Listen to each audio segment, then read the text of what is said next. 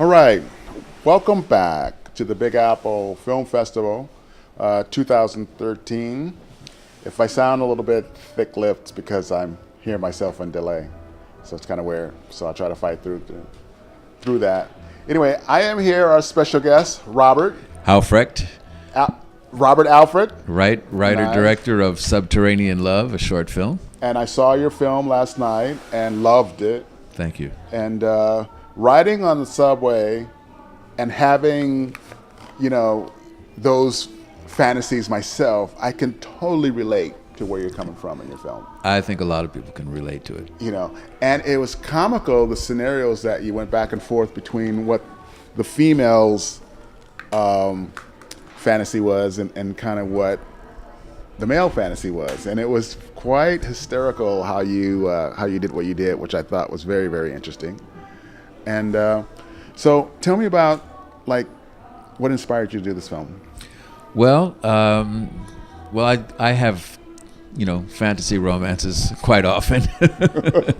I get inspired by beauty, and actually met somebody once that way on the train. But also, there was one time when I was on the platform that I actually shot on, and I saw this, older Eastern European woman playing the accordion, and people were just sort of going by her, ignoring her, and she had this 1,000-yard stare, and it just kind of hit me. It was kind of spooky in a.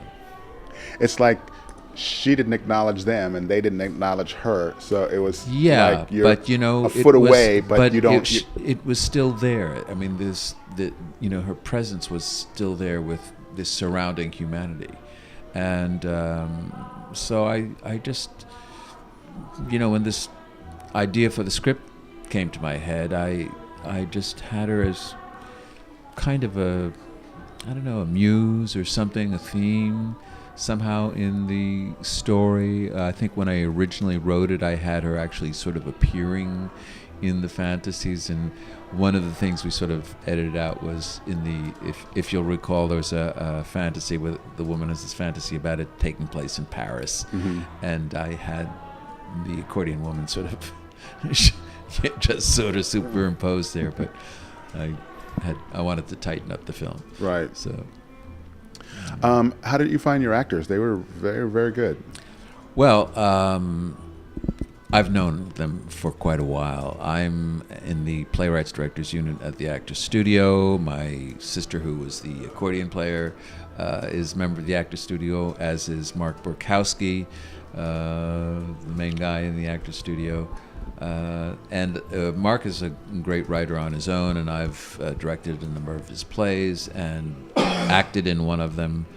And so I've known these people for quite a while, and even some of the other people I got from the Actors Studio, and people I've known. So it's like a company. It was great. Things just fell into place in a wonderful way. That's awesome. Now, how many films have you done so far? You did mostly play stuff, but was this your first shot at the film? Or? This is my first shot at directing. Oh, very good. I've acted in some, but this is the first shot at directing. And I have to confess that I am not a technician. I know what certain things can do. I teach at the School of Visual Arts. I did take an editing course, but if you don't do it every day, forget it. Right. So I was very fortunate to have Dan Simon, who was the DP and the editor, and we worked hand in glove together, throughout the shoot, both in the shooting of it and the editing of it. And he was great, and I was fortunate that. I have to give credit to the School of Visual Arts because I got all the equipment for free. And even the chairman of the department had a cameo role in the film. Nice. So it was, it's quite a pleasure. And I also was, I think, even though I'm fairly agnostic, God was watching me on this one, because the two locations I had at the beginning, the bar and the coffee shop, we're right where the story takes place on Greenwich Avenue in the Village, just, half a block from each other. So it just, I didn't have to like fake locations and That's that awesome. sort of thing. The fact that you're able to contain your locations in a relatively short area allows you to be super efficient. I hope we can edit that out. No, you can. You're all good. I mean, the phones ring when you're in an interview sometimes on a podcast. That's just how it is. Okay. It's not an emergency or anything. No. Okay. Because I would let you take it. No.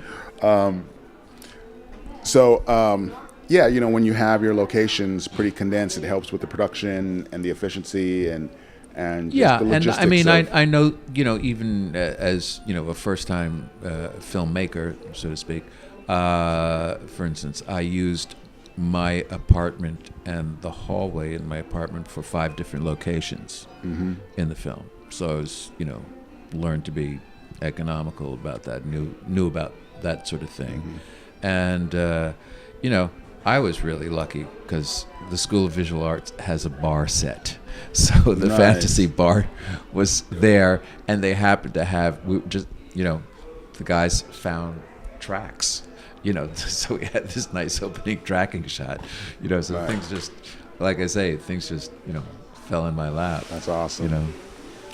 What's next for you? I am cooking up right now a feature that will probably take place partly in Romania. Sort of a revenge theme based on somebody being persecuted, tortured, perhaps killed under Ceausescu. And they come across their, the people involved or the person involved, perhaps by accident. There was a recent article in the Times about this 88-year-old guard who was, in one of the prisons there, who was, unusually cruel, and it's been sort of tamped down there because a lot of the officials in power now were in power then. But now it's sort of coming out a bit, And I have one of the actresses in my film was Romanian, from the Actors Studio, Mihaela Mihut, and sort of that inspired me, and I have Romanian background, and I have a very good friend, Veronica Lupas, a wonderful script supervisor who actually worked. She was one of the 6 government script supervisors under Ceausescu's government, who's been here for quite a while and has worked on a lot of features, The Sopranos and so forth and so on. And she'll, lead me in some directions, and so that's what I'm hoping to do. Cool. Where can we find you on the web? How can we find you and follow you and keep track of what you're doing in the future? As of this, I admit I'm a bit of a dinosaur, but Facebook, both under Robert Alfred and also Subterranean Love. There's a Facebook page, and as soon as I get my together, somebody's going to help me put up a website. Nice. I'll probably just be like everybody else and call it robertalfred.com. Although it was an interesting experience because I did have to become a SAG signatory because most of my people were SAG, as am I. And so the company is called Subterranean Films LLC. So I don't know, maybe I'll call the website Subterranean something or other. Right. Not sure. But as of now, Facebook is a good place to go. Well, it's a great film, and I appreciate you stopping by and talking with the Pod Brother about it and what you got going. One more favor I need for you before you get out of here. If you can look into that camera right there in front of you and say your name and stick with the Pod Brother. Robert Alfred, and definitely stick with the Pod Brother. You heard it right there. This is the Pod Brother in New York City, NYC, at the Big Apple Film Festival, and thank you for tuning in. We will be right back. We're going to go check out some short films, maybe have a beer, and see a few screenings, and we'll be back. Great job. I really love your film, and it's good having you. Thank you.